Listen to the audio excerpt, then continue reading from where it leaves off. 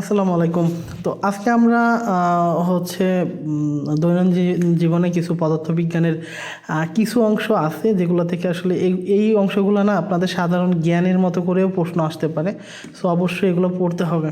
So আমরা আজকে এই টপিক্সটা দেখাবো। নার্সিং ভর্তি পরীক্ষায় কিন্তু এটা বিএসসি ডিপ্লোমা যে কারো প্রশ্ন ইসে আসতে পারে। সো আজকে এটার আসলে বেশি কিছু আমরা পড়বো না, আমরা শুধু বিগত কিছু প্রশ্ন পড়বো। আসলে চাকরির পরীক্ষা আর অ্যাডমিশন পরীক্ষার যে প্রশ্নগুলো আসলে বেশি পরিমাণ আসে এগুলো আমাদের প্র্যাকটিস করলেই হবে। তো আমরা দৈনন্দিন জীবনে বিজ্ঞান যে MP3টা আছে এটাই পড়তেছিলাম এবং এটা দিয়েই আমি 12টা লেকচার কভার করছি। তো আশা করি আজকের ক্লাসটাও হচ্ছে মোটামুটি মনোযোগ সহকারে দেখলে আপনাদের অনেক হেল্প হবে, বিশেষ করে এই প্রশ্নগুলো কিন্তু আসতে পারে। আচ্ছা দেখেন, শব্দ রেকর্ড করার জন্য ব্যবহৃত হয় হচ্ছে ফোনোগ্রাফ। আমি জাস্ট MCQগুলাই পড়ি, এগুলো পড়তে হবে আপনাদের। আচ্ছা, ফোনোগ্রাফ যন্ত্র কোন সালে আবিষ্কৃত হয়? 1978 সালে টমাস আলভা এডিসন এটা আবিষ্কার করেন। ফোনোগ্রাফ কি আবিষ্কার করেন? Thomas Alva Edison. আচ্ছা, এরপরে এটা লাগবে না। বৈদ্যুতিক বাতি আবিষ্কার করেন টমাস আলভা এডিসন। খুব ইম্পর্টেন্ট প্রশ্ন। বিদ্যুৎকে সাধারণ মানুষের কাছে লাগানোর জন্য কোন বৈজ্ঞানিকের অবদান সবচেয়ে বেশি? Thomas Alva Edison. এরপরে ইলেকট্রনিক বাল্বের ফিলামেন্ট দ্বারা তৈরি হচ্ছে ট্যাংস্টেন। একটা দেখবেন, একটা বৈদ্যুতিক বাল্ব যদি থাকে, একটা বৈদ্যুতিক বাল্বের ভিতরে একটা থাকে, তামার তার থাকে, এটাকে বলা হয় ট্যাংস্টেন। ঠিক আছে। সাধারণ বৈদ্যুতিক বাল্বের ভিতরে কি গ্যাস থাকে? নাইট্রোজেন গ্যাস থাকে, মনে রাখবেন। বৈদ্যুতিক বাল্বের ভিতরে নাইট্রোজেন গ্যাস থাকে। আচ্ছা, সাধারণ বৈদ্যুতিক বাল্বের ভিতরে কি থাকে? আর্গন থাকে সাধারণত, এটা হচ্ছে আর্গন থাকে। আচ্ছা, টিউবওয়েলে সাধারণত কোন গ্যাস থাকে? আর্গন থাকে। সর্বোচ্চ গলনাঙ্ক বিশিষ্ট ধাতু হচ্ছে ট্যাংস্টেন। ট্যাংস্টেন সরি, এটা ভুল হয়েছে। সর্বোচ্চ গলনাঙ্ক বিশিষ্ট ধাতু হচ্ছে প্লাটিনাম। হ্যাঁ, এটা হবে হচ্ছে প্লাটিনাম। কারণ কি, প্লাটিনাম হচ্ছে অনেক বেশি গলনাঙ্ক বিশিষ্ট, মানে এটারে তাপ দিলে অনেক সময় লাগে এটারে গলতে। ঠিক আছে। এই প্লাটিনাম, টাইটেনিয়াম, ইউরেনিয়াম এগুলো কিন্তু সব তেজস্ক্রিয়, মানে মানে অনেক দূরের, মানে আমরা যে ইগুলো পড়ছিলাম, পারমাণবিক সংখ্যা পড়ছিলাম, তো এগুলোর পারমাণবিক ভর অনেক বেশি। ঠিক আছে, এগুলো গলতে অনেক সময় লাগে। এই সবগুলাই কিন্তু পারমাণবিক ভর বেশি বিধায় গলনাঙ্ক বেশি, কিন্তু সর্বোচ্চ গলনাঙ্ক হচ্ছে প্লাটিনামের। আচ্ছা, বৈদ্যুতিক হিটার এবং বৈদ্যুতিক ইস্ত্রিতে কোন ধরনের তার ব্যবহার করা হয়? এটা হচ্ছে নাইক্রোম তার। অধিকাংশ ফটোকপি মেশিন কাজ করে স্থির বৈদ্যুতিক ইমেজিং পদ্ধতিতে। আচ্ছা, ফটোস্ট্যাট মেশিনে সাধারণত ব্যবহৃত মৌলিক পদার্থটার নাম সেলিয়াম। টেলিফোনের আবিষ্কারক হচ্ছে গ্রাহাম বেল। আচ্ছা, তারপর হচ্ছে টেলিফোন আবিষ্কারের সন হচ্ছে 1876 সাল। টেলিপ্রিন্টার একটি টাইপরাইটার। দূরবর্তী স্থানে ছবি এবং লেখা পাঠানোর ইলেকট্রনিক ব্যবস্থার নাম হচ্ছে ফ্যাক্স। আমরা আগে ফ্যাক্স করতাম, এখন তো অনেক কিছু বের হয়েছে। বেতার যন্ত্র আবিষ্কার করেন মার্কনি। এই মার্কনি আবিষ্কারের আগে কিন্তু এটা জগদীশচন্দ্র বসু আবিষ্কার করে ফেলছিল, বাট মার্কনি আগে জমা দিয়েছিল বিধায় মার্কনির নাম আসছে। কত সালে বেতার যন্ত্র আবিষ্কার করেন? এটা হচ্ছে 1896 সালে। আচ্ছা, জগদীশচন্দ্র বসু কি আবিষ্কার করে বলেন তো? এটা কিন্তু পরীক্ষায় আসতে পারে। জগদীশচন্দ্র বসু, এই যে উদ্ভিদের প্রাণ আছে, এটা আবিষ্কার করে হচ্ছে জগদীশচন্দ্র বসু। আচ্ছা, টেলিভিশন আবিষ্কার করেন কে? জন এল বেয়ার্ড। টেলিভিশনে ছবি প্রেরণের সময় ছবিকে যে পদ্ধতিতে, একটু ঠান্ডা লাগছে এই জন্য বারবার কাশি দিচ্ছি, তো এটা ক্ষমাসুলভ দৃষ্টিতে দেখেন। টেলিভিশনে ছবি প্রেরণের সময় ছবিকে যে পদ্ধতিতে ক্ষুদ্র ক্ষুদ্র অংশে বিভক্ত করা হয়, এটা হচ্ছে স্ক্যানিং। ছোট ছোট অংশে স্ক্যান করার পরে সেটা টিভিতে দেখতে পারেন আপনারা। সাধারণত বাংলাদেশে টিভি সম্প্রচারে বা বেতার কেন্দ্রগুলো ক্ষেত্রে অডিও সিগন্যাল পাঠানো হয় ফ্রিকোয়েন্সি মডুলেশন করে। আচ্ছা, টেলিভিশনে কী ধরনের তরঙ্গ ব্যবহার করা হয়? এটা মাইক্রোওয়েভ। এটা আমরা আগেই পড়ছি। রঙিন টেলিভিশন হতে ক্ষতিকর কি? অতিবেগুনি রশ্মি, তাই না? রঞ্জন রশ্মি। আচ্ছা, এরপরে এগুলো লাগবে না। আচ্ছা, রাডারের পূর্ণরূপ কি? রাডারের পূর্ণরূপ হচ্ছে রেডিও ডিটেকশন অ্যান্ড রেঞ্জিং। আচ্ছা, রাডারে যে তড়িৎ চৌম্বক তরঙ্গ ব্যবহার করা হয় তার নাম হচ্ছে মাইক্রোওয়েভ। আচ্ছা, এরপরে ড্রোন কি? ড্রোন হচ্ছে চালকবিহীন বিমান। পলিগ্রাফ বা মিথ্যা ধরার যন্ত্র কি আবিষ্কার করেন? এটা হচ্ছে জন এ লারসন। পলিগ্রাফ বা মিথ্যা ধরার যন্ত্র, এটাকে আবিষ্কার করেন হচ্ছে জন এ লারসন। আচ্ছা, আধুনিক পদার্থবিজ্ঞান থেকেও আমরা শুধু এমসিকিউগুলো পড়বো। যেমন এক্স রে আবিষ্কার করেন রন্টজেন। রন্টজেন হচ্ছে এক্স রে আবিষ্কার করেন, এটার আরেক নাম হচ্ছে রঞ্জন রশ্মি, ঠিক আছে? রঞ্জন, রঞ্জন বানান কি এরকম মনে হয়, রঞ্জন রশ্মি, রঞ্জন রশ্মি, ঠিক আছে? আচ্ছা, হাড় ভাঙা নিয়ন্ত্রণে ব্যবহৃত হচ্ছে রঞ্জন রশ্মি। রঞ্জন রশ্মি বা এক্স রে। আপনাদের হাড়টার ভাঙে গেলে এক্স রে করতে বলে না, এটা হচ্ছে এক্স রে। আচ্ছা, আসল হীরা চেনার উপায় হচ্ছে এর ভিতর দিয়ে রঞ্জন রশ্মি যেতে পারে। আচ্ছা, ক্যাথোড রশ্মি কি? এক জাতীয় এক রাশি ইলেকট্রন। এগুলো আমরা যখন কেমিস্ট্রি পার্টটা পড়বো তখন আমরা এখানে পাবো। দ্রুত গতিসম্পন্ন কোন কণিকাটি ধাতুকে আঘাত করলে এক্স রে উৎপন্ন হয়? এটা হচ্ছে ইলেকট্রন। আচ্ছা, এরপরে গোয়েন্দা বিভাগে নিম্নের কোন রশ্মি ব্যবহৃত হয়? এক্স এক্স রশ্মি। আচ্ছা, তেজস্ক্রিয়তার একটা একক আছে, তেজস্ক্রিয়তার একক হচ্ছে বেকরেল, এটা একটু মনে রাখবেন। আচ্ছা, আর এইখানে আরেকটা জিনিস আছে অর্ধায়ু। অর্ধায়ু হচ্ছে, অর্ধায়ু এটা দেখতেছি না এখানে, এটা আসে। অর্ধায়ু হচ্ছে একটা তেজস্ক্রিয় মৌল অর্ধেক পরিমাণ ক্ষয় হতে যে পরিমাণ সময় লাগে তাকে বলা হয় অর্ধায়ু। আচ্ছা, এইগুলো কিন্তু ইউরেনিয়ামের ভর বা 92, মানে পারমাণবিক সংখ্যা। নেপচুনের 93, প্লুটোনিয়ামের হচ্ছে 94, রেডিয়ামের 88, থোরিয়ামের 90, রেডনের হচ্ছে 86। এগুলো এমনি পড়ে ফেলেন। তেজস্ক্রিয় আইসোটোপ কি? অস্থিত আইসোটোপ সমূহ স্বতঃস্ফূর্তভাবে বিভিন্ন ধরনের রশ্মি বিকিরণ করে নিচের নিউক্লিয়াসে পরিবর্তন ঘটে। এগুলা সাধারণত তেজস্ক্রিয় আইসোটোপ, এগুলো থেকে যেমন আসবে না। আলফা বিটা কণা রশ্মি, এগুলো এমনি আসতে পারে। আলফা বিটা কণা। আচ্ছা, এখানে দেখেন তেজস্ক্রিয়তা আবিষ্কার করেন কে? বেকরেল। বেকরেলের নাম অনুসারে তেজস্ক্রিয়তা। আচ্ছা, হেনরি বেকরেল তেজস্ক্রিয়তা আবিষ্কার করেন। 1898 সালে মাডাম কুরি ও পিয়ারে কুরি হচ্ছে রেডিয়াম আবিষ্কার করেন। এটা ইম্পর্টেন্ট প্রশ্ন। মাডাম কুরি আর পিয়ারে কুরি রেডিয়াম আবিষ্কার করেন। মাডাম কুরি কে ছিলেন? মাডাম ছিলেন একজন বৈজ্ঞানিক। মাডাম কুরি ছিলেন একজন বৈজ্ঞানিক। জুলিও কুরি ছিলেন একজন, এরাও ছিলেন বৈজ্ঞানিক। এই কিন্তু এখন মনে হইতেছে পানি যদি সাধারণ জ্ঞানের একটা প্রশ্নে দিয়ে দেয় মাডাম কুরি কে ছিলেন, আপনি তো ভাববেন যে কী না, এটা কি চিত্রশিল্পী নাকি এটা অর্থনীতিবিদ? এগুলো কিন্তু এমনি মাথায় চলে আসে। সো এইটা না পড়লে কিন্তু আপনি পারবেন না। সো সাধারণ জ্ঞান হিসাবেও এই টপিক্সটা পড়তে হবে আপনার। কোন অবস্থায় তেজস্ক্রিয় পদার্থ থেকে আলফা বিটা ও গামা রশ্মি নির্গত হয়? এটা হচ্ছে মানে স্বতঃস্ফূর্তভাবে, এটার কোনো থামাথামি নেই, স্বতঃস্ফূর্তভাবেই করতে থাকে। আচ্ছা, কোন মৌলটি রেডিয়েশন দেয়? রেডিয়েশন মানে তেজস্ক্রিয়তা, তাহলে তেজস্ক্রিয়তা এখানে দেখেন এগুলো সব ছোট ছোট মৌল, এগুলো না। রেডিয়াম হচ্ছে তেজস্ক্রিয় মৌল। আচ্ছা, কোনটি তেজস্ক্রিয় মৌল? এটা হচ্ছে মৌল নয়, এটা হচ্ছে লোহা। তার মানে এই যে প্লুটোনিয়াম, ইউরেনিয়াম, নেপচুন, এগুলো হচ্ছে সব তেজস্ক্রিয় মৌল। অর্ধায়ু, এই দেখেন একটি তেজস্ক্রিয় মৌলের অর্ধায়ু 200 বছর। মৌলটির 75% ক্ষয় হতে কত বছর লাগবে? দেখেন অর্ধায়ু 200 বছর, এগুলো কিন্তু মনে করেন এমনি মানে কমন সেন্সের প্রশ্ন, সেভাবে আসতে পারে। এত কিছু কাহিনী করা লাগবে না আপনার।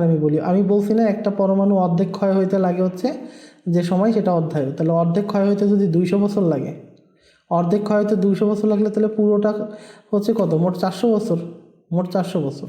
তাহলে পুরোটা যদি 400 বছর হয় তাহলে বলছে কি মৌলটির 75% ক্ষয় হতে কত সময় লাগবে? তাহলে এখানে খেয়াল করেন, তাহলে যদি হিসাব করি তাহলে হচ্ছে 50%, মানে 100 গ্রাম, মানে টোটালটা ক্ষয় হতে লাগবে হচ্ছে 400, তাই না? আর টোটালটা ক্ষয় হতে সময় লাগবে হচ্ছে মৌলের অর্ধায়ু হচ্ছে 400, তাই তো? তাহলে 200 থেকে মনে করেন এটা হবে হচ্ছে 400, কিন্তু হিসাব মতে তো তাই বলে না, হিসাব মতে তো বলে এটা 300। এরা তো আবার করে দিছে এটা। আচ্ছা, যাই হোক, এত পেঁচানো প্রশ্ন আপনাদের আসবে না, বাট এটা একটু মনে রাখবেন যে মৌলটার অর্ধেক ক্ষয় হতে যে সময়টা লাগে সেটা হচ্ছে অর্ধায়ু।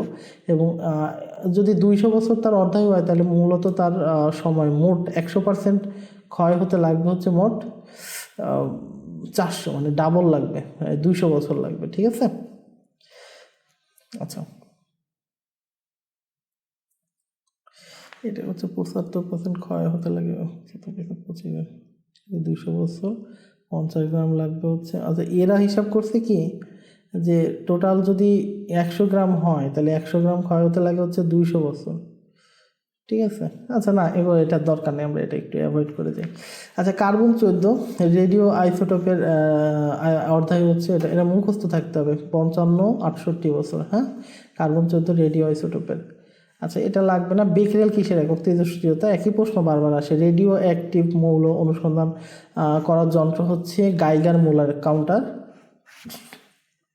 রেডিও আইসোটোপ হচ্ছে এমন এক ধরনের আইসোটোপ যা হচ্ছে তেজস্ক্রিয়। রেডিও আইসোটোপ ব্যবহৃত হয় হচ্ছে গলনাঙ্ক রোগ নির্ণয়।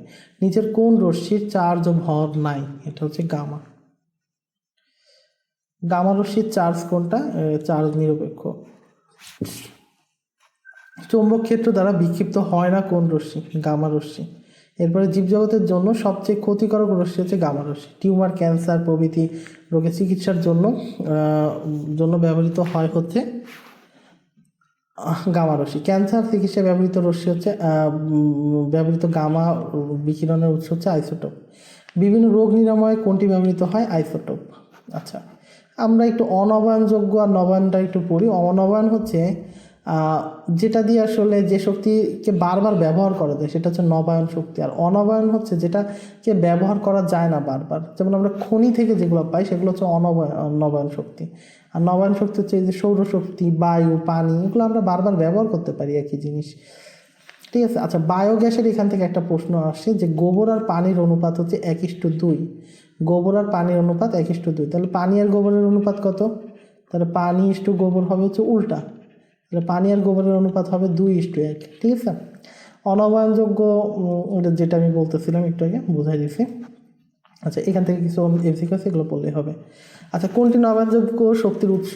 তাহলে নবায়ন যেটা আমরা বারবার ইউজ করতে পারবো সূর্য শক্তি, তাই না? আমরা সৌরশক্তিটা সবসময় ব্যবহার করতে পারি, ওইটারে একটা দিয়ে আরেকটা চেঞ্জ করে করতে পারি। কোনটি নবায়নযোগ্য শক্তি? সমুদ্রের ঢেউ। দেখেন, তেল, গ্যাস, কয়লা যেগুলো হচ্ছে খনির মধ্যে পাওয়া যায় সেগুলো হচ্ছে অনবায়ন। আর তাহলে নবায়ন হচ্ছে তাহলে যেগুলো প্রকৃতিতে পাওয়া যাচ্ছে। নবায়নযোগ্য প্রাকৃতিক সম্পদে যে বায়ু, পানি, সূর্যের আলো। নবায়নযোগ্য জ্বালানির উৎস বায়োগ্যাস, মানে এটাও প্রকৃতি, মানে নর্মালি পাওয়া যাচ্ছে। বায়োগ্যাস হচ্ছে গোবর থেকে বানানো হয়। ঠিক আছে, গোবর থেকে। তাহলে গোবর আর পানি থেকে বানানো হয়, তাহলে এটা গোবর। নবায়নযোগ্য জ্বালানি কোনটা? পরমাণু শক্তি। এটাও আমরা নর্মালি দেখেন এগুলো যে পেট্রোল, কয়লা, এগুলো সব খনি থেকে পাওয়া যায়, তার মানে এগুলো না, এটা হবে। আচ্ছা, কোনটি শক্তির অনবায়নযোগ্য উৎস? কয়লা। তার মানে এটা খনি থেকে পাওয়া যাচ্ছে। বিদ্যুৎ উৎপাদনের আধুনিক উপায় হচ্ছে সৌরশক্তি। নিচের কোনটি সূর্যের আলোকে বৈদ্যুতিক শক্তিতে রূপান্তরিত হতে পারে? সৌর প্যানেল। আচ্ছা, ইলেকট্রিক কোষের উপর আলো পড়লে কি হয়? বিদ্যুৎ উৎপন্ন হয়। সৌরকোষে ব্যবহৃত হচ্ছে সিলিকন। সৌরকোষের বিদ্যুৎ রাতেও ব্যবহার করা সম্ভব যদি একসাথে এর সঙ্গে থাকে হচ্ছে স্টোরেজ ব্যাটারি। আচ্ছা, সবচেয়ে শক্তিশালী সৌর চুল্লি তৈরি হয়েছে কোন দেশে? এটা হচ্ছে ফ্রান্সের ওডিলো বিশ্বের বৃহত্তম সৌর চুল্লি। আচ্ছা, এরপরে বায়োগ্যাসের শতকরা কত ভাগ মিথেন? 60 থেকে 70 ভাগ। কোনটি বায়োগ্যাসের প্রধান কাঁচামাল? গোবর আর পানি। গোবর আর পানির অনুপাত হচ্ছে 1:2। তাহলে অবশিষ্ট অংশ কি? বায়োগ্যাসের অবশিষ্ট অংশ সার হিসেবে ব্যবহার করতে পারি আমরা। প্রাণীর মলমূত্র থেকে ব্যাকটেরিয়া ফরমেন্টেশন প্রক্রিয়ায় উৎপন্ন হয় হচ্ছে মিথেন। ঠিক আছে। মিথেনের সংকেত কি? মিথেনের সংকেত হচ্ছে CH4। এগুলো কিন্তু পরীক্ষায় আসে। যে বিজ্ঞান জীবাশ্ম সম্পর্কে ধারণা দেয় তাকে বলা হয় প্যালিয়েন্টোলজি। হ্যাঁ, জীবাশ্ম সম্পর্কে ধারণা দেয় তাকে বলা হয় প্যালিয়েন্টোলজি। বাংলাদেশের একটি জীবন্ত জীবাশ্মের নাম হচ্ছে রাজকাঁকড়া। এটা আচ্ছা, জীবন্ত জীবাশ্ম হচ্ছে অনেক আগে, এগুলো বিলুপ্ত হয়ে গেছে, বর্তমানে পাওয়া যাচ্ছে, মানে একটা দুইটা প্রাণীর মধ্যে যা খুঁজে পাওয়া যায় সেটা হচ্ছে জীবন্ত জীবাশ্ম, যেমন রাজকাঁকড়া। নিচের কোনটি জীবন্ত জীবাশ্ম? এটা সবগুলা। আচ্ছা, তারপরে কোনটি ফসিল ফুয়েল নয়? তার মানে দেখেন, প্রাকৃতিক গ্যাস, পেট্রোলিয়াম, কয়লা, এগুলো কিন্তু সব প্রকৃতিতে পাওয়া যায়, তার মানে এইটাই হবে, দেখলেই বোঝা যাচ্ছে। নিচের কোনটি জীবাশ্ম জ্বালানি নয়? বায়োগ্যাস। বায়োগ্যাস বানানো যায় নিজে। আচ্ছা, আইভরি ব্ল্যাক কি? এটা হচ্ছে অস্থিস কয়লা। কয়লার মূল উপাদান কি? কার্বন। কাঠ ও কয়লা প্রধানত কি? এগুলো সবই কার্বন। আচ্ছা, তারপরে কার্বন সবচেয়ে বেশি আছে কোন কয়লায়? অ্যানথ্রাসাইট। পিট কয়লার বৈশিষ্ট্য কোনটা? এটা হচ্ছে ভেজা এবং নরম। কোন মৌলটির উপস্থিতি কয়লার মান নষ্ট করে? এটা হচ্ছে সালফার। এস, হ্যাঁ। তারপর প্রাকৃতিক গ্যাসের প্রধান উপাদান হচ্ছে জীবাশ্ম। প্রাকৃতিক গ্যাসের প্রধান উপাদান হলো মিথেন। প্রাকৃতিক গ্যাসের প্রধান উপাদান কোনটা? এটা হচ্ছে CH4। তিতাস গ্যাসের মুখ্য উৎস হচ্ছে উপাদান হচ্ছে মিথেন। প্রাকৃতিক গ্যাসের মিথেন কি পরিমাণ থাকে? 80 থেকে 90 ভাগ। আমাদের দেশে প্রাপ্ত প্রাকৃতিক গ্যাসের মিথেনের পরিমাণ হচ্ছে 95 থেকে 99%। আচ্ছা, সিলিন্ডারে যে গ্যাস বিক্রি হয় সেটা হচ্ছে বিউটেন। এটা কিন্তু আমরা ভুল করি, অনেকে মিথেন লিখে দিই।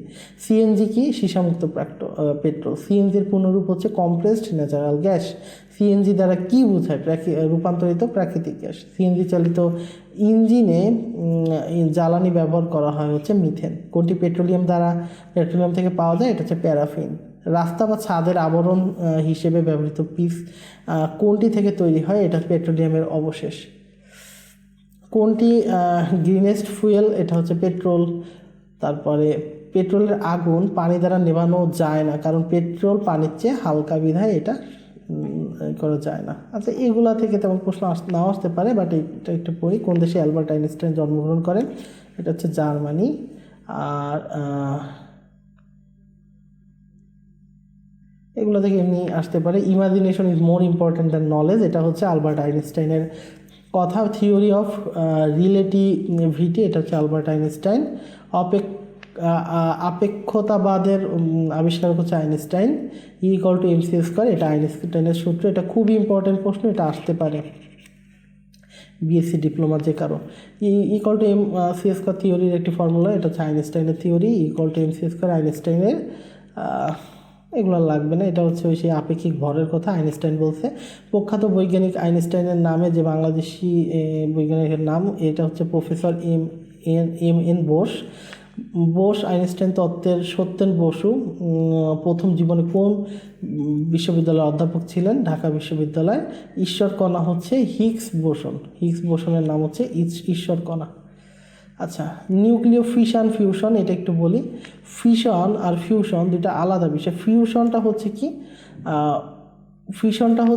ফিউশনটা হচ্ছে যে বিক্রিয়া, নিউক্লিয় বিক্রিয়া দুইটা ক্ষুদ্র নিউক্লিয়াস একত্রিত হয়ে একটা বড় নিউক্লিয়াস হয়, অর্থাৎ দুইটা থেকে একটা তৈরি হচ্ছে, এটাকে বলা হয় ফিউশন। আর ফিশন হচ্ছে উল্টা, একটা ভেঙে দুইটা হচ্ছে, এটা হচ্ছে ফিশন। এটা থেকে আসতে পারে প্রশ্ন। ফিউশন প্রক্রিয়ায় একাধিক পরমাণু যুক্ত করে নতুন পরমাণু গঠন করে। আর সূর্য শক্তি উৎপন্ন করে কিসের মাধ্যমে? পরমাণুর ফিউশনের মাধ্যমে। আচ্ছা, সূর্যের পারমাণবিক বিকিরণের মূল উৎস হালকা পরমাণুর ফিউশন পদ্ধতি। 1932 সালে যে দুইজন বিজ্ঞানী অ্যাটমকে কৃত্রিম উপায়ে ভাগ করেছিলেন তাদের নাম হচ্ছে আর্নেস্ট অল্টন এবং জন ক্রফট। নিউক্লিয়াসের বিভাজনকে কি বলা হয়? ফিশন প্রক্রিয়ায় প্রচণ্ড, কারণ বিভাজনটা হচ্ছে ফিশন আর জোড়ালাকাটা হচ্ছে ফিউশন। ফিশন প্রক্রিয়ায় প্রচণ্ড শক্তি উৎপাদিত হয় অ্যাটম বোমায়। আচ্ছা, নিউক্লিয়ার রিয়েক্টরে ক্যাডমিয়াম দণ্ড ব্যবহার করা হয় যাতে অতিরিক্ত নিউট্রন শোষিত হয়। নিম্নোক্তগুলোর কোনটি পারমাণবিক চুল্লিতে মডারেটর হিসেবে ব্যবহৃত হয়? গ্রাফাইট। পারমাণবিক চুল্লিতে তাপ পরিবাহক হিসেবে কোন ধাতু ব্যবহার করা হয়? সোডিয়াম। ফিউশন গেলন পদ্ধতির ভিত্তিতে তৈরিকৃত বোমার নাম হচ্ছে হাইড্রোজেন বোমা। হাইড্রোজেন বোমা তৈরি হয় কি ধাতু দিয়ে? ইউরেনিয়াম। পারমাণবিক বোমার আবিষ্কারক কে? ওপেনহেইমার। এটা কিন্তু পরীক্ষায় আসে। পারমাণবিক বোমার জনক ওপেনহেইমার, জন্মস্থান যুক্তরাজ্য। ট্রিনিটি টেস্ট কি? প্রথমে অ্যাটমিক এক্সপ্লোশন, মানে অ্যাটমিক ওই যে বোমাটা ব্লাস্ট হয়, এরপরে হচ্ছে কি মেক্সিকো মরুভূমি, এটা 1945 সালে। আচ্ছা, প্রথম অ্যাটম বোমা কবে ফাটানো হয়? 1945 সালে। সর্বপ্রথম কোন দেশ পারমাণবিক বোমা তৈরি করে? যুক্তরাষ্ট্র। আচ্ছা, এই ছিল মোটামুটি আমাদের দৈনন্দিন জীবনের কিছু পদার্থবিজ্ঞানের অংশ। এগুলো কিন্তু ভর্তি পরীক্ষাতে আসতে পারে, তোমাদের সাধারণ জ্ঞান, সাধারণ বিজ্ঞান যা হিসেবে বলো না কেন, এই প্রশ্নগুলো কিন্তু আসতে পারে। সো মোটামুটি আমাদের আর অল্প কয়েকটা লেকচার বাকি আছে, আমরা মোটামুটি এগুলো কমপ্লিট করে দিব। এরপর আমরা সাধারণ জ্ঞানটা প্রতিনিয়ত করার চেষ্টা করব। সো আজকে এ পর্যন্ত। ভিডিও ভালো লাগলে লাইক করে দাও, চ্যানেলে নতুনবার হলে সাবস্ক্রাইব করে ফেলো। পরের কোনো লেকচারে দেখা হবে, ততক্ষণ সবাই ভালো থেকো, সুস্থ থেকো। আল্লাহ হাফিজ সবাইকে।